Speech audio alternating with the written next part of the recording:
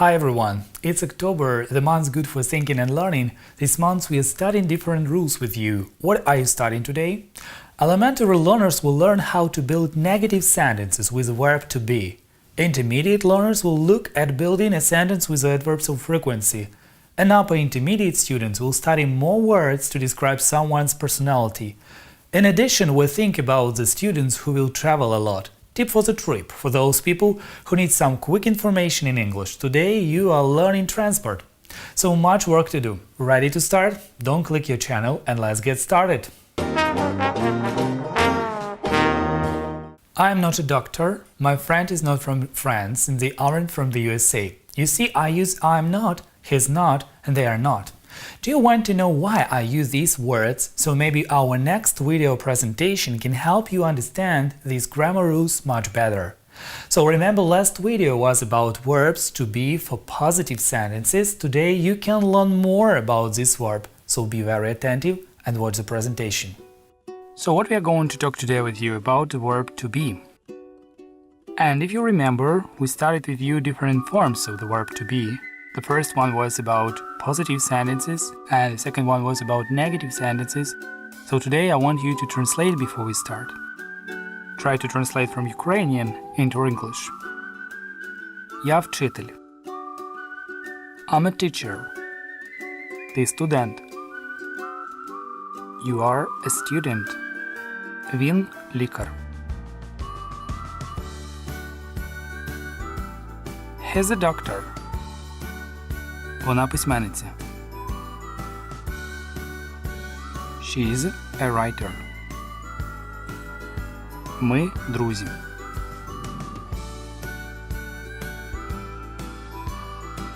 We are friends. Вони студенти. They are students. And now we can go with you to the verb to be. So let's take a look at the first slide and just take a look at negative sentences. When you say I am, you are, we are, you are, they are, but he is, she is, and it is. So negative sentences we use with not. For example, I am not, you are not, we are not, they are not, he is not, she is not, and it is not. Look at this slide again and try to repeat by yourself.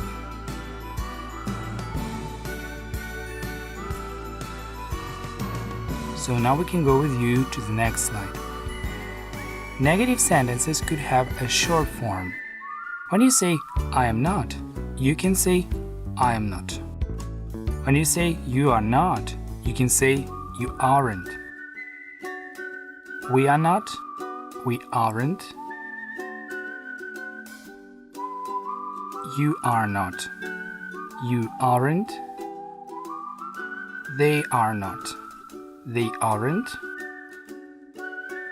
He is not, he isn't. She is not, she isn't. It is not, it isn't. Look at the slide again and try to repeat by yourself. Now it's time to practice. Let's check if you remember these sentences correctly.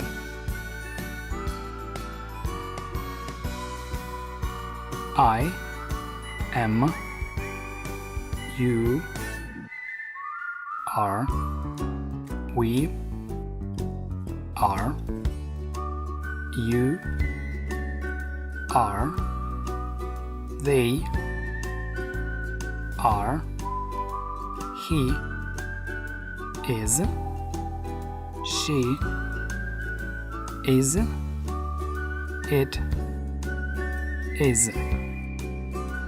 When you make them negative, you say I am not, you are not, we are not, you are not, They are not. He is not. She is not. And it is not. So now we can go with you and practice a little bit more. In this slide you can translate from Ukrainian into English. For example, я не лікар.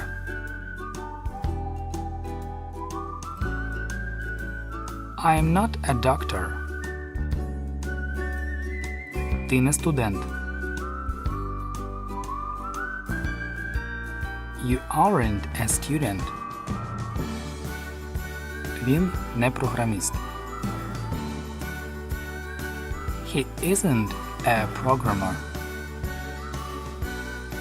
Вона не письменниця. She isn't a writer. Ми не друзі. We aren't friends.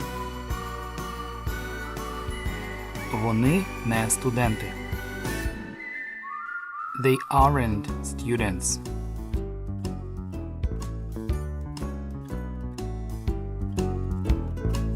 So now we go.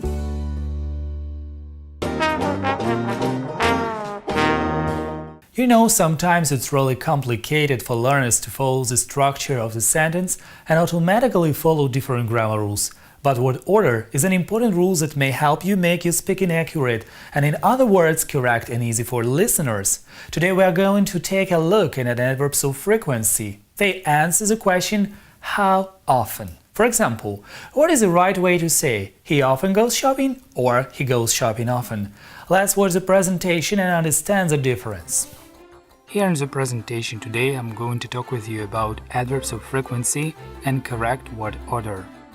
So let's take a look at the following slide and try to understand in which order we build an English sentence. What is correct to say? He often reads books or he reads often books. That is a popular question that many English learners ask, so the next slide may help you to find out the answer. We usually use different adverbs of frequency. What do you mean in action? For 1% or just 0% we say never. For 10% we say hardly ever or rarely. 50% we say sometimes. 70% we say often, 90% usually, and 100% always. For example, she always goes shopping. He usually reads books. They often go to the shop. He always speaks Italian. She is sometimes late. On the next slide, you can find more information how to build a sentence with adverbs of frequency. Let's take a look how we build. Firstly, word order in positive sentences looks like that. We use a subject first, then a verb, after an object, and a place, and a time. That is a classical word order. You know that as an abbreviation, swapped. But in case you have an adverb of frequency in your sentence, you can say the following one. You have a subject. After the subject, we use an adverb of frequency, for example, usually, or sometimes, or always. Then we have a verb, an object, a place, and time. That's easy. You use an adverb of frequency between a subject and a verb. The next presentation shows that we can use it like that. She usually buys food at this shop. What is she? She is a subject. What is usually? Usually is an adverb. And what is buys? Buys is a verb. So subject, adverb, verb. Food is an object. Let's go with you to the next slide, and there you will see more information. For example, when you talk about adverbs of frequency, she is usually busy in the morning. We have with you subject she, a verb to be, is, We have an adverb of frequency, usually. And you should remember that we use an adverb of frequency after a verb to be. She is usually busy in the morning.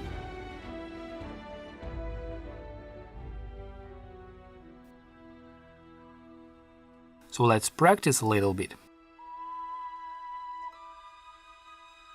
You will see a sentence, and your task is to look at the sentence and try to correct mistakes in them. The first one, he speaks often Italian. If you are attentive and you remember the rule better, you understand he often speaks Italian.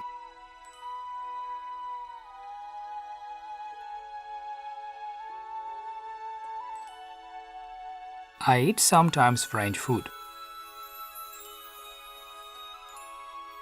The right sentence to say is I sometimes eat French food.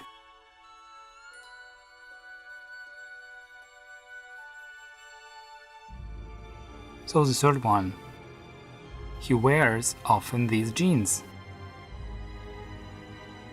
A correct one is he often wears these jeans.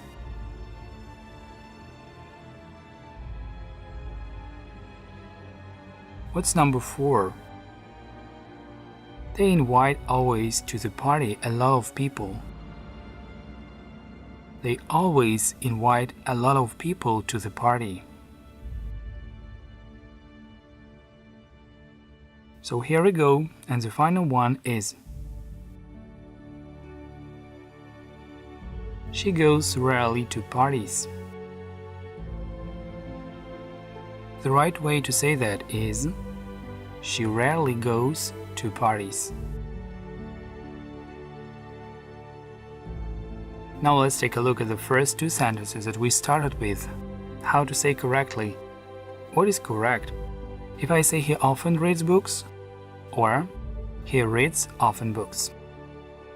You see, the correct answer is he often reads books. Quite often we think how to describe someone's personality, how to choose right words. So here we speak about some expressions and phrases to speak about someone's character. I have chosen some words to describe someone's personality, or in other words, we say character traits. So let's get ready. So let's take a look today at how we describe people and what can we say about people and personality. When we speak about people and personality, we use different words to describe them, and if you remember, we can start with some words that you've learned in the previous program. You need to look at the following words and translate them. So, how do you call someone who is good at dealing with other people? That is called a people person. Let's go again. How do you call someone who is a pretty good person, who is amusing and fun to be with, especially a British one? It's a good laugh.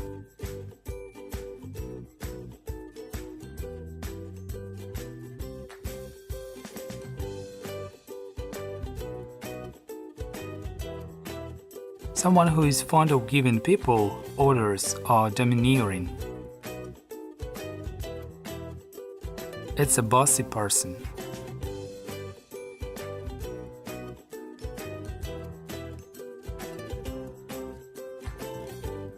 Now we can take a look with you at new vocabulary. So we have as you new words for people. The first one is cautious, eccentric, genuine, moody, and of course outgoing, trustworthy, sympathetic, and naive. Let's take a look again. Cautious, eccentric, genuine, moody, naive, sympathetic, trustworthy, and outgoing. Now we can look at them more attentively and we'll try to understand what these words mean. Read the sentences and choose the best adjective describing personality.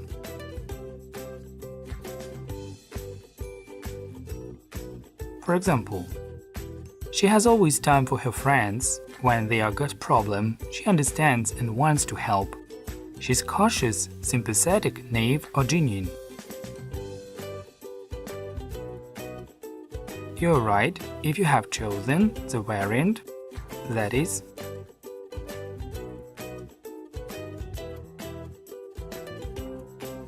actually the variant is sympathetic, because cautious, naive, and genuine mean different. Here we go, let's go to the next slide. She's very careful to avoid problems or danger. She's cautious, sympathetic, naive, or genuine.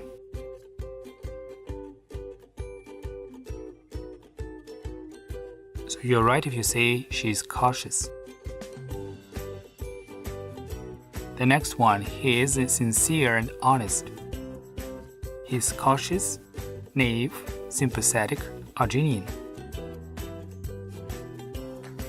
Such people who are sincere and honest are usually genuine.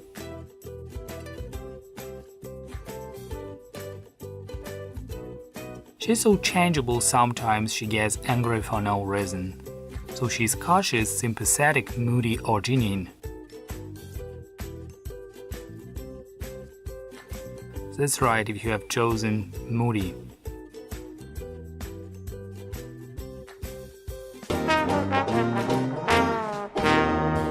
Here we all have a new episode for those who are active travelers and need survival English. It means some words that may help you in a special situation. We call this a tip for the trip. Moreover, today we will learn some new words and how to use them in a real-life situations. Today we speak about transport. So ready? Let's go! The program is a tip for the trip for those people who travel a lot and want to know more information about different things when you travel. So the first question is, what transport can you use to get to or from the airport? Actually, today we have a lot of transport, but nevertheless we can just take a look at the first one and understand what this transport means. Before we go, we'd like to check if you know them in Ukrainian and translate from Ukrainian into English. Автобус. Автобус з аеропорту. Таксі. Таксі, особливо в Лондоні. Автомобіль. Метро. Потяг. Паром.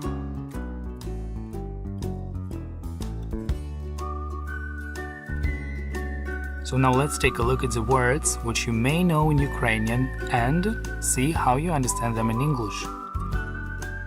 The first word is a car.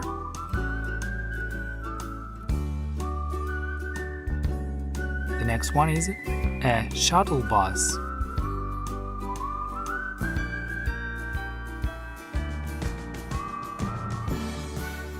A cab.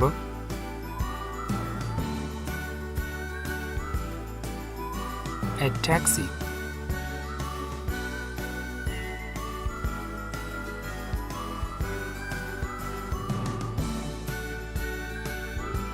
A ferry.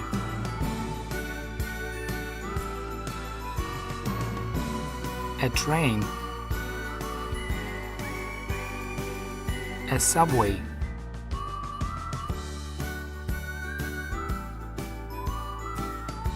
A plane.